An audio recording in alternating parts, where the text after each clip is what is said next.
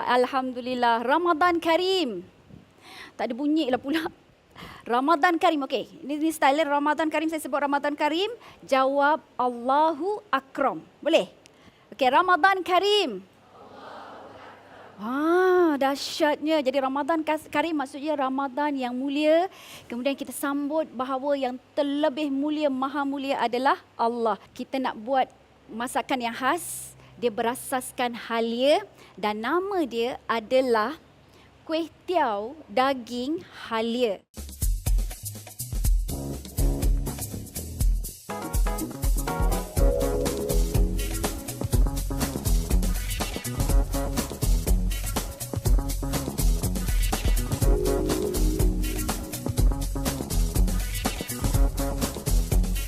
Kicap lemak manis adabi.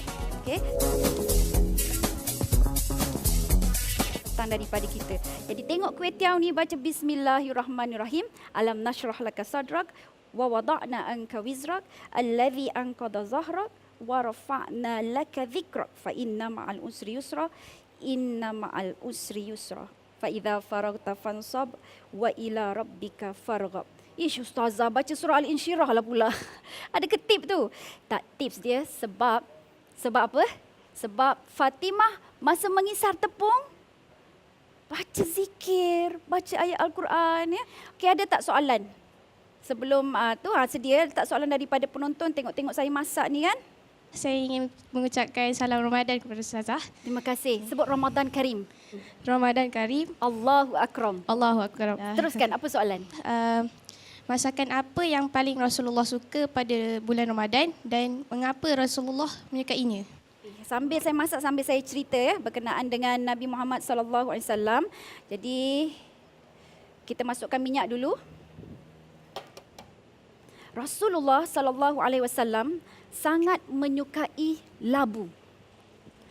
Dan ada satu masa Nabi Muhammad sallallahu alaihi wasallam dihidangkan ya dengan makanan, dan dalam makanan itu ada makanan yang bercampur sayur-sayuran dan juga labu. Seterusnya Nabi Muhammad sallallahu alaihi wasallam kutip labu tu, ya, labu tu dikumpulkan untuk dia makan. Dan peristiwa ini telah dilihat oleh Anas bin Malik. Dan bila Anas bin Malik nampak, Anas bin Malik kata apa? Sahlah Nabi Muhammad SAW ini suka labu. Dan kemudiannya setiap waktu apabila mereka jumpa labu, mereka akan bawa bagi pada Nabi Muhammad sallallahu alaihi wasallam.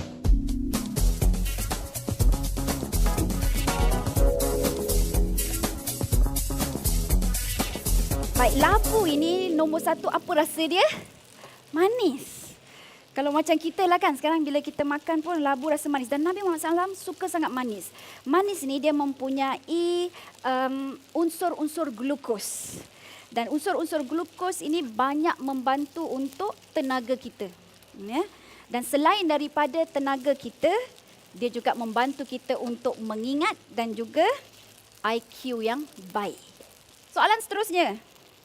Baik. Assalamualaikum Ustazah. Silakan. Apakah adab Nabi semasa di dapur?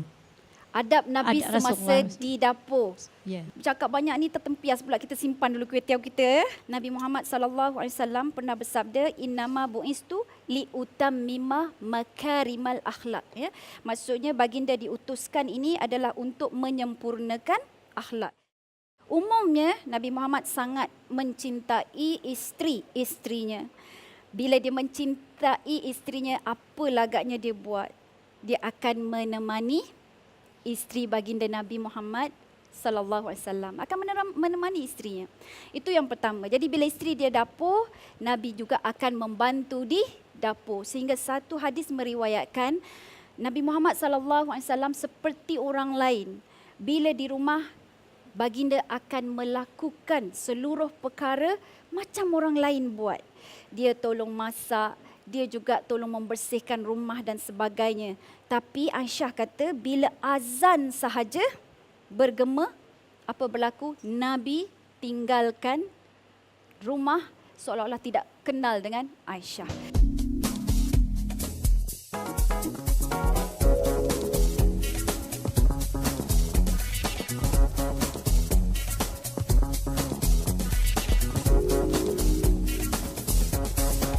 Baik, para penonton yang dimuliakan, Nabi Muhammad SAW ini makan, kata Aisyah, dia dalam 2 hari itu tidak pernah merasa kenyang.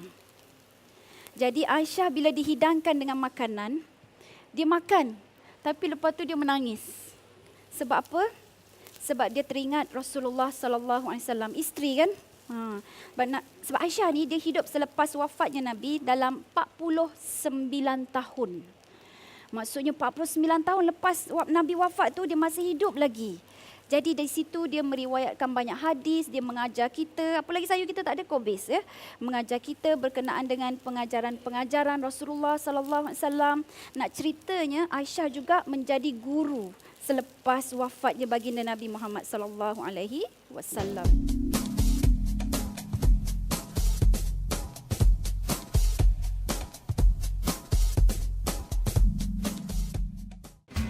Masya-Allah.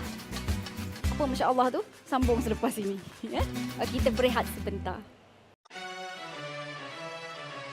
Alhamdulillah. Tada. Tiba-tiba lah pula tiada kan. Baru pula periuk kukus dia ada. Tiba-tiba macam mana pula boleh ni? Ni surprise. Tapi sebelum surprise, saya ada nak selesaikan masakan saya dulu. Ni tadi kuih tiaw goreng daging halia ya. Jadi dah masak dah alhamdulillah para penonton. Dan kita masukkan garam sedikit. Memang saya style dia. Letak garam akhir. Lepas matikan api ya. Jadi letak tepung jagung sikit tadi dan kemudian kita hias ya. Oh ya, cube pati ayam adabi. Jangan lupa. Masya-Allah, yang ini halal ya, kita boleh guna. Yang ni pun dah masuk dah. Baik, tinggal hias saja. Okey, ini masakan saya alhamdulillah. Beruap ya.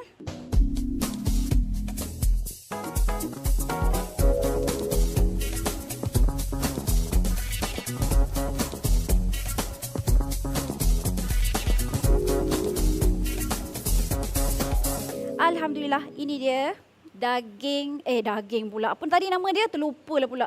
Kuih tiaw, daging halia hasil air tangan saya ya. Ataupun kita tukar kuih tiaw kodid halia. Okey, kalau kuih tiaw kodid halia, orang Kuala Lipis dah tahu dah. Baik, apa dia surprise dia para penonton? Saya bawakan khas untuk anda. Orang yang expert dan pakar dalam bidang masakan tradisional. Nama dia kita panggil Puan Rohaida Hassan. Tapi dia ada nama yang special. Silakan Puan. Nama special Kak? Mak Bu Sudah. Mak Bu Sudah. Assalamualaikum. Waalaikumsalam. Okey. Sihat. Jadi kita ada penonton-penonton kita alhamdulillah seronok Mak Busu. Kita nak Seronok. belajar daripada Ya. Mak Busu nak masak masakan tradisional. Nak masak apa hari ini kita? Hari ini saya nak masak kuih tradisional lah. Badak berendam, lebih dikenali sebagai penganan golek. Penganan golek. Penganan golek. Bahasa apa tu?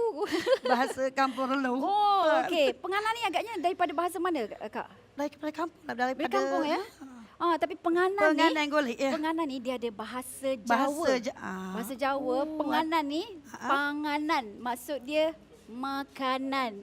Kau kita adik-beradik kot, Kak. Okey. Okey, silakan, Kak.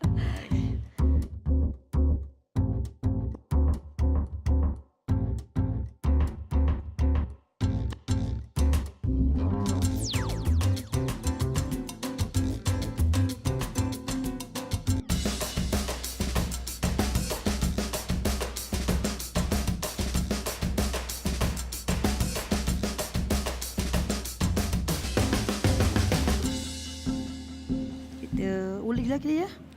Belajar dari siapa, Kak? Kuih ni daripada mak ayah lah. Mak Wen. Orang tua dulu lah. Dia soalan tu kan, Kak, saya dapat daripada anak saya. Ya. Sebab anak saya kan, bila dia masak-masak sikit, Umi belajar ni dari siapa? Dia tanya. Kalau kita bagi tahu ajar dia buat sesuatu benda yang baru ya, dia pun tanya, Umi belajar dari siapa? Jadi soalan yang sama saya lontarkan pada Kak. Rupanya daripada generasi. Ya. Okey, jadi kita akan ulikan sehingga sebati lah. Sehingga sebati. Okey, sementara tu kita nak tunggu dia sebati, ada tak nak lontarkan soalan? Bukan sekadar resepi ni. Nak cerita pasal berkaitan dengan Nabi lah soalan dia kan. Tadi sebab tajuk kita apa? Dapur dan resepi Nabi Muhammad sallallahu alaihi wasallam. Silakan. Assalamualaikum Ustazah. Waalaikumsalam. Cepat aja tanya.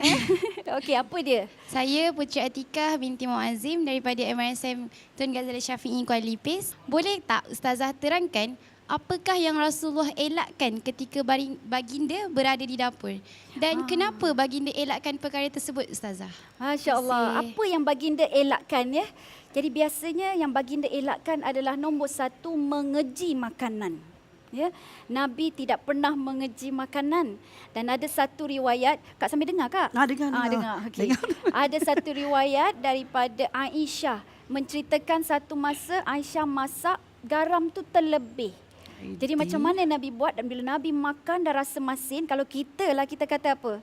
Awak nak kahwin lagi ke? Ya, macam itulah kot sindiran dia kan. Tapi belajar daripada Nabi, etika Nabi, Nabi tidak mencemuh makanan. Jadi Nabi suruh Aisyah rasa makanan. Cuba Aisyah rasa makanan ni, dia suap lagi. Lepas tu Aisyah rasa masin. Barulah di situ dia tahu bahawa dia masak terlebih masin. Cantik tak perangai Nabi?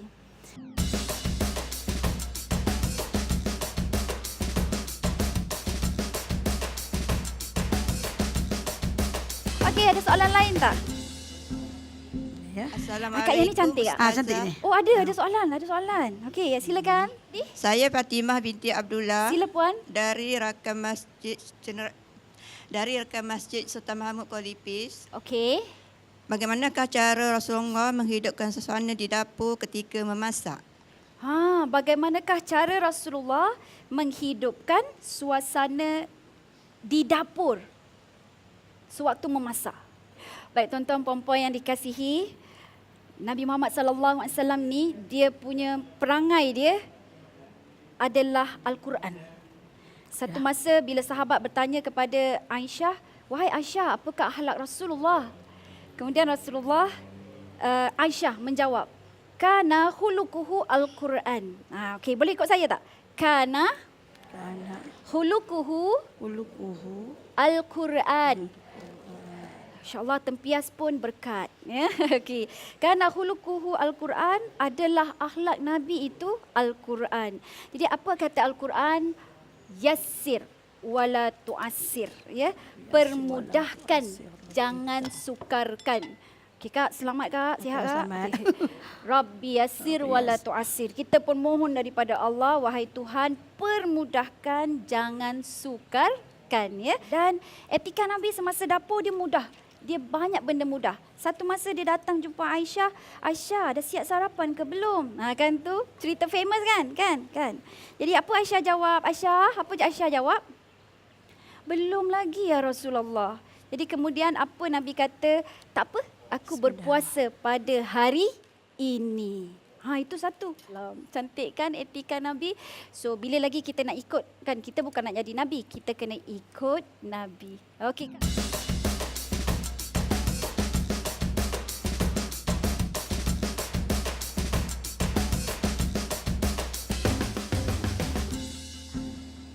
Lepas siap nanti makan.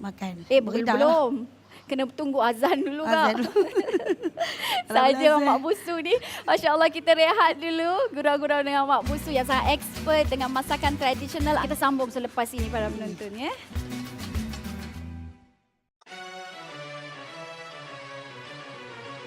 Para penonton yang dimuliakan, terima kasih kerana masih lagi bersama-sama dengan kami. Bukan sekadar resepi. Tada, tiba-tiba tada lagi kan. Bersih Kak. Alhamdulillah kan, tengok kita buat magic je tadi. Jadi kita ada, inilah hidangan kita untuk hari ini berbuka puasa, iaitu kuih tiaw Qadid Halia. Kita dah tukar daging kepada Qadid. Kemudian apa satu lagi Kak? Badak berendam Penganan golek. Kalau kita Jawa, panganan golek sahajalah ya. Okey, alhamdulillah yang ini kita akan sama-sama nanti merasai menikmati selepas azan ya, bukan sebelum azan.